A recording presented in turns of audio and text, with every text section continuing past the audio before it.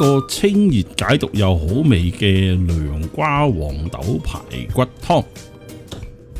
要嘅材料：黃豆呢度大約係3兩到啦，120克；薏米隨手拿一紮嘅啫，25克；2個涼瓜，另外900 gram 即係斤半嘅一字骨，仲有咧就係少少薑。首先攪咗啲黃豆佢，搵水浸住佢先，起碼都浸翻3-4個鐘。涼瓜將佢開邊，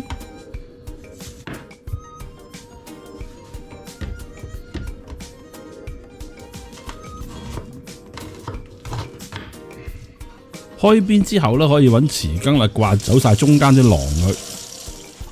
咁刮完之後，當然要洗乾淨佢啦。洗完之後就揾 kitchen paper 抹翻乾啲水佢。跟住就切啲涼瓜，大約咁嘅 size 就可以噶啦。涼瓜切好晒之後，落少少鹽，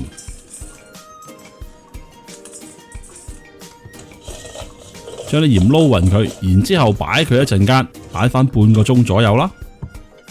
薑要4-5片就夠噶啦。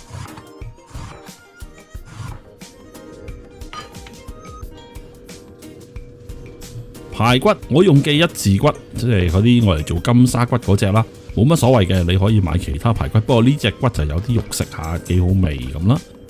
將排骨洗乾淨佢之後，就揾 kitchen paper 抹乾水佢，落大約1羹到嘅鹽同埋少少嘅胡椒去俾啲味佢，就落翻1茶羹到嘅紹酒。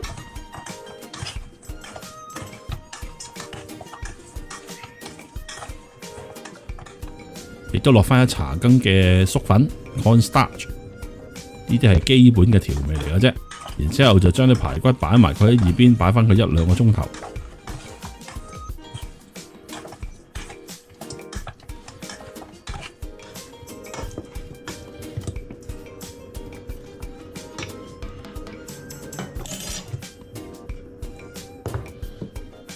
啲涼瓜擺咗半小時之後，就揾啲水沖翻乾淨嗰啲鹽佢，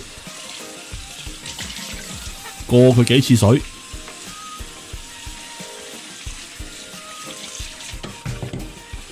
過完之後就擎乾水佢，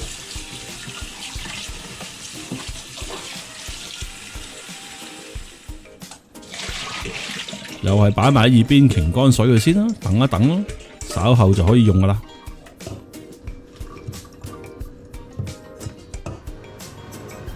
開始煮個湯啦，燒熱個煲，落少少油，跟住咧就擺啲排骨落去，稍稍煎一煎佢，大約煎佢3分鐘到啦。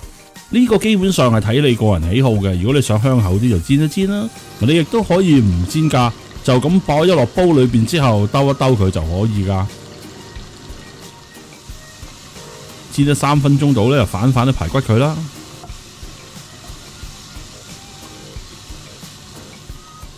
之後就落水，我就4個人食嘅，咁所以大約落1.5公升度啦。你可以落多啲都冇乜所謂嘅，基本上個煲夠大，浸過晒啲排骨就可以噶啦。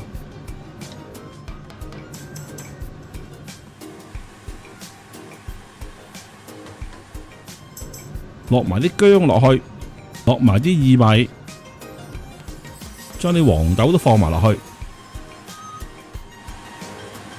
跟住咧，等佢滾啦。滾咗之後咧，就將佢校到最細嘅火，然之後冚蓋，大約煮佢45分鐘到。45分鐘之後，可以將啲涼瓜就落埋落去，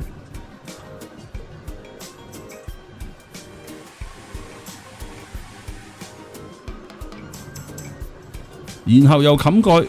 煮多15分鐘，15分鐘後就可以調味落鹽，咁你自己試一試味，試到係你自己啱嘅口味啦。我就落咗大約1茶羹到，搞掂噶啦，熄火，一個好正嘅涼瓜黃豆排骨湯就可以上台啦。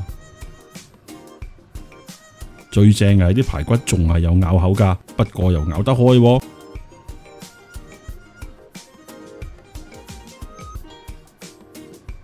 當然啦，你煲耐啲嘅啲排骨咪會散啲咯。